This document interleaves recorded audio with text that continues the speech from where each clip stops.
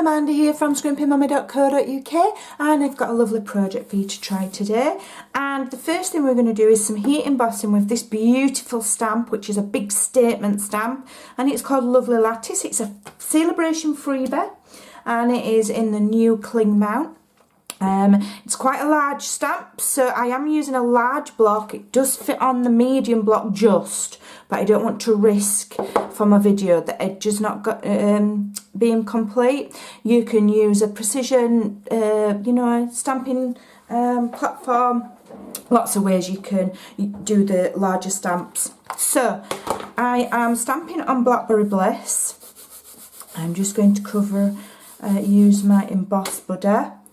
Okay, and then cover all of this lovely beautiful stamp, loads of detail in this, so I'm going to really make sure I've got all of that covered with this lovely sticky Versamark ink.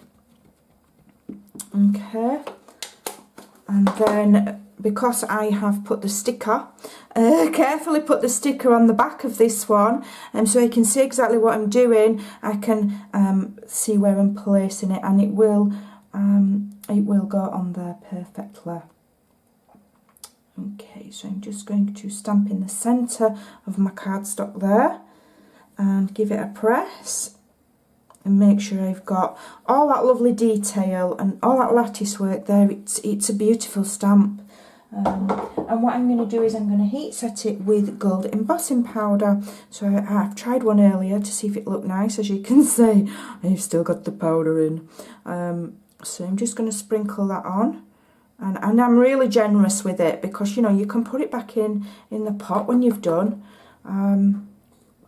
So I'm just going to scoop that up and just give it another sprinkling, and just gently knock off any excess. Move that out of the way, because if I sneeze on it, it's all over. And then I'm going to heat set now, so if you want to turn your volume down, you can. Just going to wipe that bit away where I've got a little bit on where I don't want it. There we go. And we're away.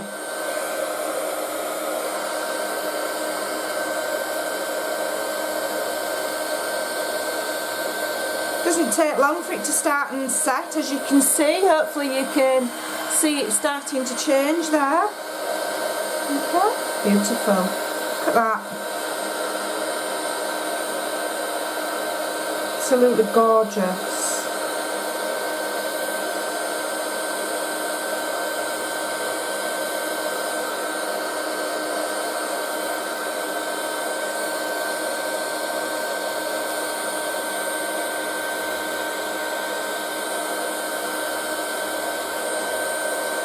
Wow, just beautiful. So when you are looking through your celebration catalogue, don't overlook this beautiful set, because it really truly is gorgeous. Let me just grab my dimensionals because I've forgotten them. So I'm just going to set that to one side for now. That is going to go on the lid of our box. So we need to do some scoring. We've got two pieces for our box. We've got a lid and a base, and the base today is Petal Pink, and this measures 7 inches by 7 inches, and this is Blackberry Bliss, and this measures 10 by 7. So we need to do some scoring. So on the lid, which is 10 by 7, on the long side we need to score at 4 1/4 and 5 3/4. And then we're going to turn it onto the short side, and we're going to score at 1 1/2 and 5 1/2. Okay, that's it. Move that to one side, and then bring our lid in. And for this one, we're just going to score at 1 1/2 on all 4 sides. Super easy.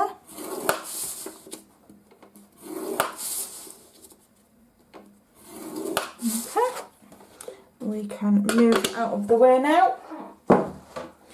And I'm going to quickly fold and burnish. And this is actually the second time we've done this video, because the first one just went on forever, so I deleted it. It was too long. It was ridiculous. I can't seem to make 3D projects quickly. It takes me too long. So we're cutting up the 4 squares. We're cutting up to the first score line. We're going to turn on all 4 sides and do the same. And we are going to just notch. Okay. I'm just going to trim that because I've not done it terribly straight. And we're going to notch at the other side. And that. And that. Let me just retrim that. See, if I try and be quick, then I can't cut straight. Notch and notch. Okay. So that is that one. And then all we do is, and I am using snail. Do not use snail to build your boxes. Do as I say, not as I do. I'm doing it for quickness for the video. Please use either, I haven't notched that one, either use wet glue or some nice firm, you know, red line tape or something. Snail is great for layering paper, but it won't keep your box together forever. Okay, as I say, I am using it to speed my video up, because when I did it with red line tape, it just lasted too long. I don't like editing, so for me it's quicker to just delete it and start again. I'm patience for editing. I haven't. So that's my box, that is my base. Now we're going to do the lid. So we've done our scoring. We're going to fold and burnish all of those score marks nice and crisp. I will leave all of the measurements and all of the score mark, you know, where to score, over on my blog at scrimpingmommy.co.uk. Okay, so here in the centre you've got 2 squares, so we're going to cut those up to the first score line on each side of the square. And then you're going to look roughly for the middle, and you're going to turn that square flap into a triangle flap. Doesn't matter if it's not a perfect triangle, it doesn't matter if it's not equal, it doesn't matter. Just turn it into a triangle. Okay, turning it round there. And we're doing the same. And turn it into a triangle. Oops, I've cut that really wonky, but it really doesn't matter. I don't know how I've managed that. But there you go. Right, so what we also need to do is pick one side. These sides are both the same, so it doesn't matter. But on one side, cut these long flaps away. Okay, so I'm going to do that.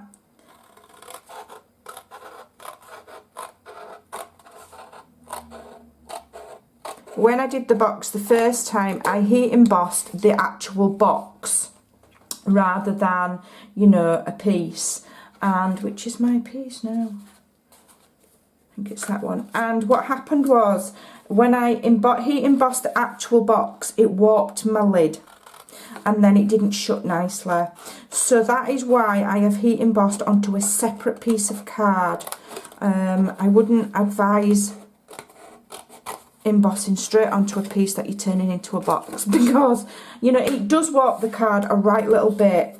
And if you're making a box, it's not helpful.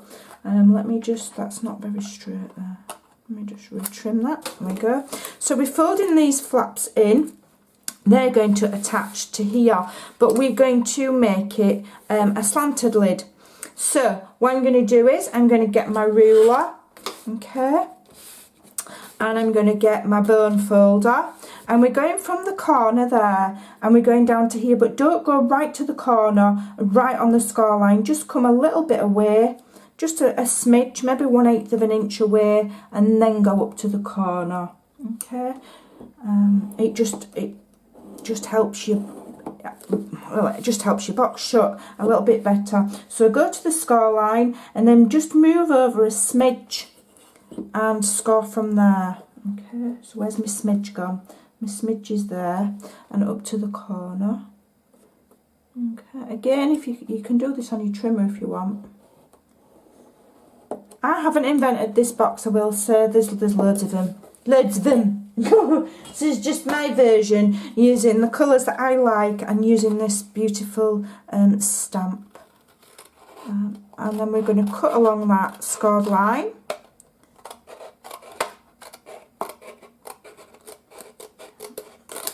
And we're going to cut along that scored line, and we're going to hopefully create our box in less than like 30 minutes, which is how long my previous video was. Oh, we don't want to be spending 30 minutes making a box. It's not good, not for YouTube, it's not.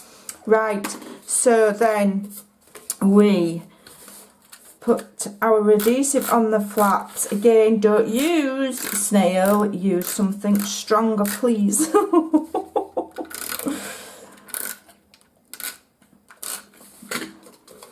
And we're not lining this up against the score line, we're lining that edge against that edge. Okay, that is where your lining up wants to be. And press. Okay, line it up and press. Snail is a fantastic adhesive, but if you want a box to last and to be strong, you know, it's not the right choice of adhesive. Snail is great for other things. But I'm trying to be quick, you know. I'm trying to be. Right, so now I'm going to have to use wet glue on here because I will not be able to line it up straight with just adhesive. So I'm just wet glue on the bottom of that pink part of my box, and I'm going to attach it onto this flat bit. Not right up to the score line, just again leave a little smidge so that you've got room for that mechanism to work and for your lid to close. Okay, now there's not a massive increment there, so you've got to get it lined up flush as you can, otherwise it'll overhang, which you don't want.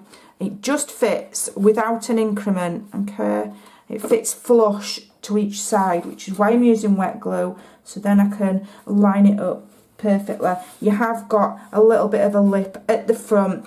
And one thing you can do before you attach your box and before you attach your top part is you can add a ribbon under there if you want a closure. I don't feel that it's necessary because the box does shut nicely without one. Okay, it does, it shuts nicely. Let me just re-emphasise that. So it does shut, it doesn't cut, you know, it's not going to fall open. I've got glue everywhere. So then what I'm going to do is I'm going to now attach my embossed part, and I'm going to raise that up on some stamping dimensionals. It would have been nice with some gold foil card underneath, however the pattern of that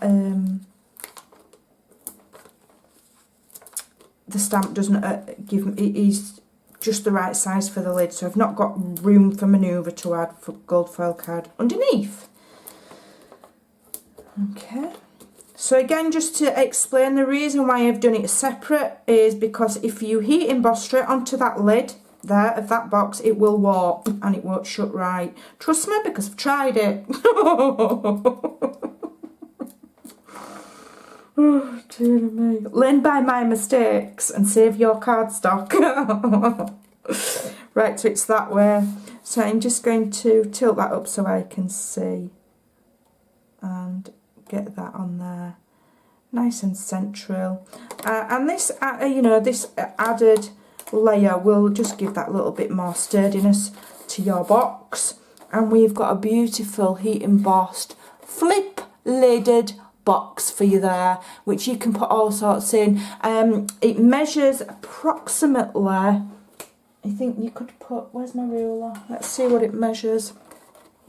It measures 4 by 4 1/4. So you could put note cards in there, notelets, you could put a gift in there, soaps, you could put post-it notes in, you could put sweets in, you could put jewellery in, scarf, anything. You could even roll a pair of socks up and put that in there, and I think that is really, really pretty.